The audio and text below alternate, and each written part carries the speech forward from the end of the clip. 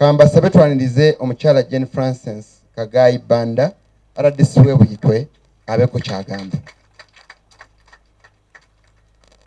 Neyanza nnyo ssebo abalabi ba Bukedde TV mwenna n'abakulu mwenna abakulembedde ttiimu eno abantu baffe abaabuyikwe n'abavudde ewala mbalamusizza mwenna. Nga bwe muwulidde nze Jane Francis Kagayi Banda RDC owa Buyikwe District.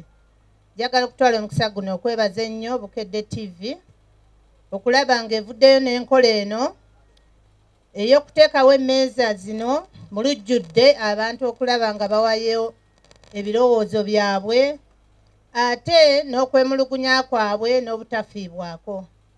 Essaawa zino mu maaso gange Buyikwe District yonna weeri ekiikiriddwa ebitongole eby'enjawulo ate nga bwe mbimanyi nti nno tulina poliisi, tulina DPC waali wano, tulina omulamuzi owa kkooti yaffe enkulu eya Lugazi, tulina ne komishona Mulambo wa poliisi, tulina n'abakulembeze bangi nnyo aba internal security diso waali, tulina abakulu aba barracks yaffe wano eya Lugazi engineering brigade webali, n'akulira eggye lyaffe erikuuma byalo erya LDU naye waali, n'abakulembeze aba disitulikiti bonna webali. Basewo ne bannyabo mbeebaza nnyo okwewaayo ne mujja ate ne muwa endowooza zammwe.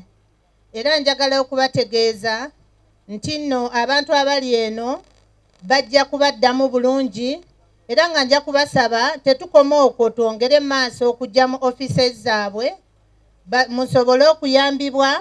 Nkimanyi abamu tuyinza okuvaayo nga tetusiimye bulungi nkola yaabwe naye nga ofisi zino ziri public zaffe za lukale. Omuntu yenna ne bw'oba ng'olina ekirowoozo ky'owaddewo wano nga kikwata oba ku mulamuzi oba ku OC oba ku DPC si munyiivu kubanga omulimu gwe kusaavinga abantu n'eggwanga lye era tujja kubaddamu bulungi.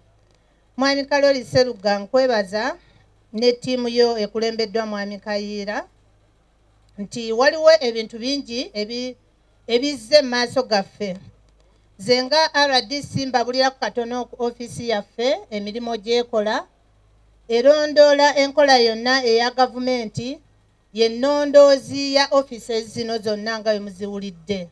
Basewo ne bannyabo abantu b'e Buyikwe mbategeeza nti buli w'owulira ng'olina obutasanyusibwa oba okunyigirizibwa kwonna nga kuli oba mu balamuzi baffe, mu bawandiisi b'emisango gyammwe, bakiraakisi ne ba resident St. Anthony's ku poliisi, mujje butereevu eri ofisi ya RDC oweeyo okwemulugunya kwammwe kuba abantu bano ntuula nabo buli mwezi mujje tuyita District Security Committee twogere ku nsonga ate naffe twekyekinge tumanye. Waliwo ebizze mu maaso gange mbadde nsaba munzikirize ebimu mbiddemu. Waliwo ekyasookedde ddala ekikulu ennyo ku ddwaliro lyaffe lino erya Kawolo Hospital. Njagala okwebaza eyavuddeyo n'ensonga ey'okwogera mukulu wa Bende Richard. Omukulu ono ayambako ab'ekitongole kya Human Rights ku nsonga z'abantu. Webale wawadde ensonga nti nno abantu baffe bwe bagenda ebinaabiro babasaba ssente, toyi babasaba ssente, ago mawulire ogatuwadde, mulimo gwange okulondoola singa ekintu ekyo kibeerawo. Naye njagala okubategeeza nti Kawolo Hospital okuviira ddala e Kampala okutuukira ddala wano e Lugazi bw'oyita omukono nga disitulikiti eyina ddwaliro lya gavumenti eriri ku mutendera ogwa hospital. Eddwaliro lino eryaffe erya Kawolo lisaavinga abantu bangi nnyo kubanga liri ku main road. Essaawa zino liddaabiriziddwa gavumenti era nga bwe muliraba endabika yaalyo yakyuse lirabika bulungi era lisikiriza abalwadde bangi. Njagala okubategeeza nti omwezi okuggwaako tufunira ddala abalwadde abasukka mu 4,000 abakyalidde eddwaliro eryo. Era abantu bazaalira ddala bajja ne bazaala mu ddwaliro okuva mu bitundu byonna ebyetoolodde Buyikono. Abantu bava e Mukono ne bava e Buvuma, abamu bava n'Ejjinja, abalala bava n'Ebbombo Kampala tubasangamu. Ddwaliro abasawo mwe bali bangi, tulina abasawo abasukka mu 100, weewaawo abali ku mutendero gw'abadokitazi mutonotono. Naye ensonga ezimu ze muleese maaso gaffe okwemulugunya ng'ekyo nti omuntu bw'ogenda mu kunaabira mu kinaabiro bakusaba ssente, ensonga ezo ngenda zirondoola. Naye njagala okubategeeza nti Kawolo Hospital ewa free services. Abantu mujje mbategeeza, nsaba mumpulirizeeko, Kawolo Hospital eteekeddwa okubawa services eziri free. Newankubadde baateekawo private wing. Private wing mwabawulira nga muyina akasente mu nsawo gye muyina okugenda. Naye abantu mwenna mbategeeza nti nno muteekeddwa okufuna services ez'obwereere. Era bw'oba tofunye service ya bwereere mu hospital eyo, jangu ontegeeze nga nze RDC nja kuvaawo nga mbawadde n'ennamba yange ey'essimu. Mubeere nayo, mugimanye bulungi. Ekyokubiri, eddagala mugambye eddagala ttono. Njagala okubakakasa mu mwezi, buli myezi 2 tufuna eddagala mu Kawolo Hospital. Eddagala eryo tulifuna mitendera giringa 3. Waliwo hospital yennyini oba nga district eddagala lyeyeesabira, waliwo ne gavumenti lyetuweereza. Njagala okubategeeza nti n'eddagala lyennyini nalyo tulifuna, era abasawo abo baba balisayininze, nze nga RDC nfuna message. Era ekyo bwe muba nga temufuna ddagala mu bujjuvu, kimpa okwongera okuddamu okulondoola lwaki tebabawa ddagala bulungi. Naye eddagala muteekeddwa ddifuna era ne mulifuna ku bwereere. Ate n'ekirala, mbasaba mwettanire amalwaliro gano. Tuve mu muntu okuteekawo embeera ey'erowooza nti nze Kawolo bagenda kunsaba ssente naye nga totuuseeyo. Mbasaba mugende mu ddwaliro mumanye n'enkola yaalyo, tulabe kye tulongoosa olw'obulungi bw'eggwanga lyaffe. Ensonga nnyingi ezizze ku nsonga z'ettaka. Njagala okubategeeza nti ofiisi bukyanga twajja mu mwezi ogw'e11 mu ofiisi eya RDC nze we naripootingira. Ensonga nnyingi nnyo ze nkozeeko ku by'ettaka. Bukedde TV njagala okubategeeza nti abantu baffe ettaka ze nsonga ezalibadde ennyangu ennyo okumaliriza. Naye abantu baziteekamu obulimba bungi. Singa omuntu oba ng'osazeewo n'oyogera amazima ku kiri ku ttaka, kuba ettaka terisenguka. Ettaka terivaawo, teristretchinga nti oba linaanuuka ne liva wano ne lyeyongera omukono. Ploti bw'eba 5/10 esigala 5/10. Naye abantu bwe mujja mu maaso gaffe temutubuulira mazima. Ettaka ground ye yalibadde ensonga ennyangu okusalawo. Njagala okubategeeza nti bw'ojja manya ekibanja kyo we kyatandikiranga we kyakomanga.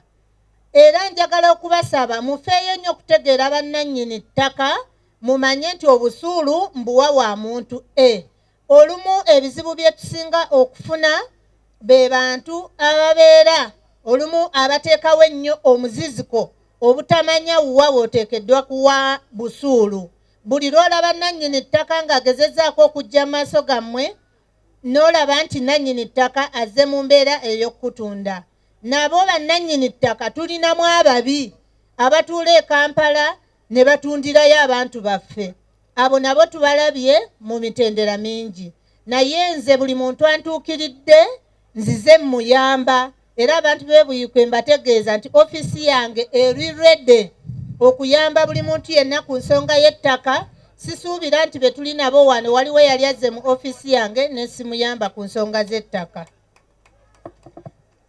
Ekirala kyenfunye, waliwo mukyala Nakirya w'Enkoko Njeru ayogedde ku nsonga za Wunula. Wunula ku lunaku nga 28 twalina ekitongole kya Wunula nga kisala empenda okulaba nga kisasula abantu abaali basigalidde, naddala bano abali ku projekiti empa ekolebwa Buyikwe, ekolebwa Nnyenga paka ku Naire. wunula ekozesa abavaliwazi ba gavumenti mukyala Nakirya wewe mulugunya jangu mu ofisi yange era nja kuyamba tusobole okulaba nga ekitongole kya wunula kikuyambako. N'ekirala nja kusaba omulamuzi naffe ffennyini tuddemu mu abantu tubasomese ku tteeka ly'obusika kuba byebimu ku bizibu bye tusanze mu mataka gano. Abantu tebamanyi obusika etteeka litambula litya. Abantu bakyali mu mbeera erowooza nti omwana omuwala tateekeddwa kugabana. Etteeka eryo tujja kusobola okulyogerako. N'ebirala bingi mujje mu ofiisi ya RDC mwine ofiisi zino poliisi temugirabanga ebakanga naye mugende we mwemulugunyiza wonna mujje mumbulire. Nja kumaliriza nga waliwo ensonga eyavudde e Buvuma ey'okkuba abantu kibooko ku ttaka ly'ebibira. RDC owa Buvuma ajja jjogerako waali wano Deputy RDC ajja kwogera ku nsonga eyo naye nga kyenjagala obbabuulira National Forest Authority ekkiriza omuntu yenna okupangisa ettaka lyayo naye oyita mitendera ng'owaayo application n'ekitundu ky'okozesa n'ekipima bulungi nnyo ate n'otandika okukikozesa. Naye era tujja nnyo kukkiriza nnyo bantu kuyingira nnyo mu bibira lwa nsonga abantu nammwe mutandikira mu lukwesikwesi olw'okulima ate ne mutema emiti ne mutagiganya kukula ne weesanga ng'obutonde bw'ensi bwonoonese. Naye tuvumirira enkola embi ey'okuba nti nno bwe babasangayo babakuba kibooko singa kibanga weekiri ekyo nakyo abakulu abo tujja kwogerako nabo. Neeyanza ndowooza bye bitonotono byensobodde. Tukwenza nnyo nyabo ensonga z'oyogeddeko enkulu ennyo ezo naddala abantu okumanya wa aw'okuwaaba kuba nja kulaba omusawo anguze eddagala nga lya gavumenti nga simanyi wajje ndoopa era bwe ndoopa tebannondoole. Mpuliddeko nti Deputy RDC w'e Buvuma ali wano. Ono yalina ensonga y'ebibira. Mukama wange nkukolera dakiika 3 zokka oddemu ensonga eyo.